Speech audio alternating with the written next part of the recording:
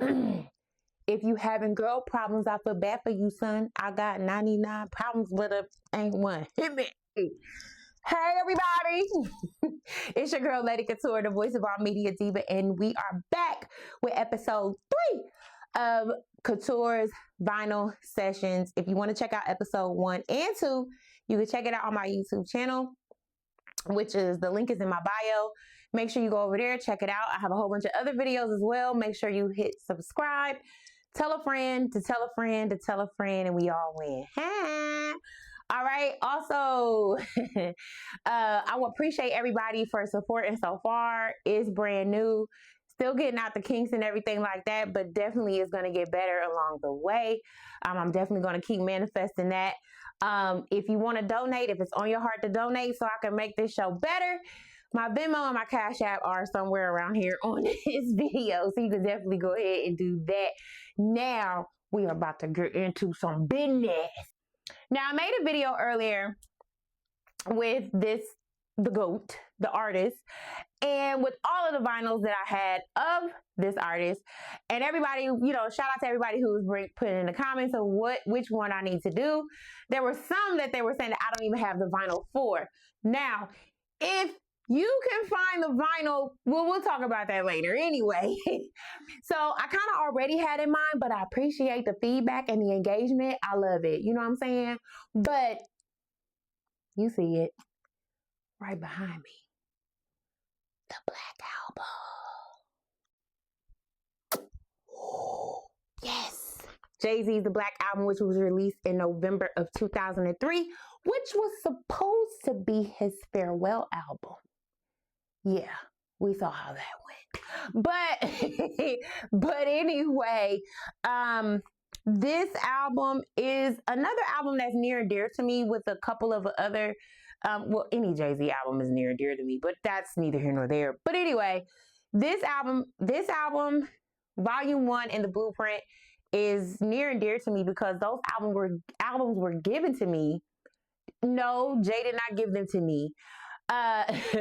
So in 2005, I was blessed with the opportunity to intern at Def Jam, and I was there at the time when Jay-Z was president. Got to, work alongside him and others and things like that. And I can't even remember, I don't know if it was an A&R, I can't remember, but they was cleaning out their office or whatever, and they was like, here, you can have these. I'm sorry, excuse me, what? Yeah, I'll take them. When I tell you, now I had to take the plastic off because I had done a photo shoot a couple years ago, and I had used my vinyl to put my age to, 44 at the time. But anyway, but yeah, I've guarded those albums with my life. They have gone from New York to Ohio to Georgia and back to Ohio. I will not let these go. Absolutely the hell not. So, now in the comments, I want you to discuss. Now, for me, this is like my number 3 favorite Jay-Z album. Reasonable Doubt is number 1, of course. Blueprint, number 2. And this is number 3. We'll have a discussion on the other albums later on, okay? I mean, as far as like, look at what's your favorite song? I mean, when I pull out the album, or you know what I'm saying, but I listened, Lucifer, I love that one. What more can I say? Encore, Allure. I've talked to so many people and they have said like Allure is like their favorite. It's like the beat alone. Do do do do do do do do do do do do do do do do. Like, bow, bow. Like, it's sickening. But I mean, pretty much every song, it's no skips. It's no skips. Classic. Off the chain. But it did make me sad because at the time, it's like 2003 when this came out. And I think in October of 2003, I was interning at Atlantic Records, and I was sitting at my desk, and they had like a little radio at the desk, and I listened to Angie Martinez, and she had Jay-Z on there, and that's when Jay-Z made the announcement, like, I'm leaving the game. I'm like, sir, what the, are you talking about you're leaving the game? Like, I don't understand. The game needs you. What are you doing? You've been in the game, but like, what are you doing, son? What are you doing? Like, what are you saying? So I'm sitting at the desk, like, tears is like falling. Like, dude, are you serious? Are you kidding me right now? Are you kidding me? Are you dumb? No, I'm just playing. But and then after the album had dropped, he did the Fade to Black concert at Madison Square Garden, where he sold out in 4 minutes in one day. That's crazy, right? I was there for that crazy concert. You can watch the documentary on Max.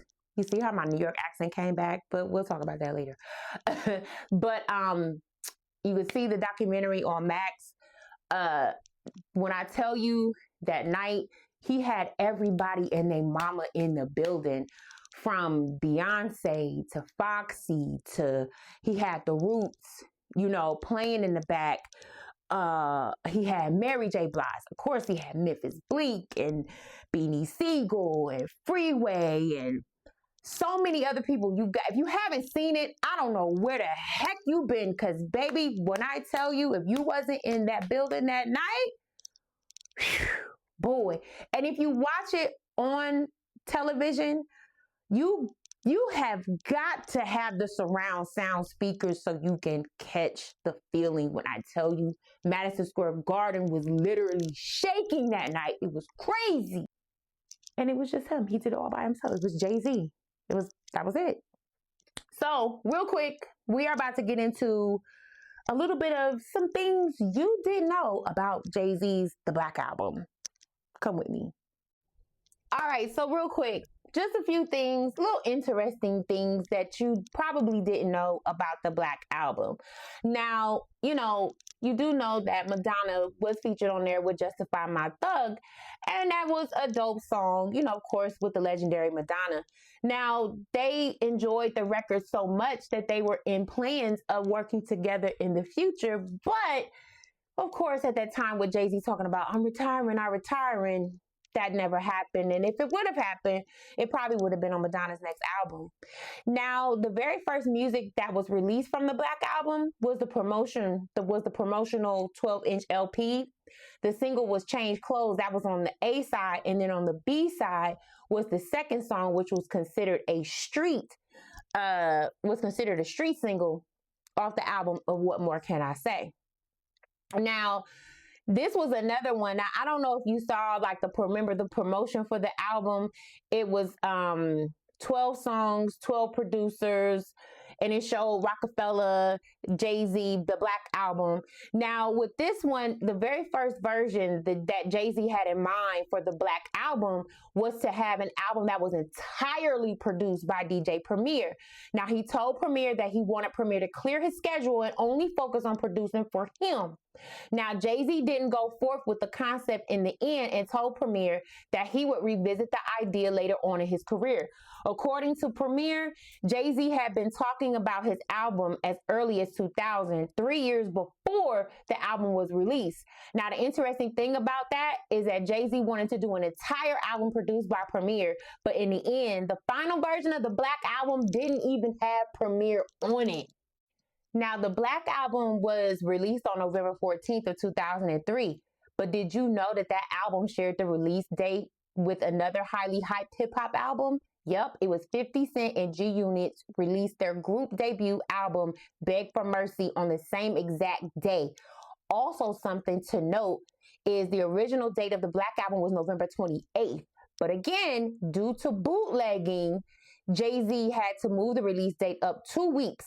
The Black Album landed at number 1 on Billboard's Top 100, with Beg for Mercy coming in at number 2. So that's a little bit of fun facts from the Black Album. I hope you all enjoyed. Again, make sure you check me out on my YouTube channel. The link is in the bio. And I'll be back next week for episode 4. And just let me know what you want to see me do next. Peace out. Love y'all.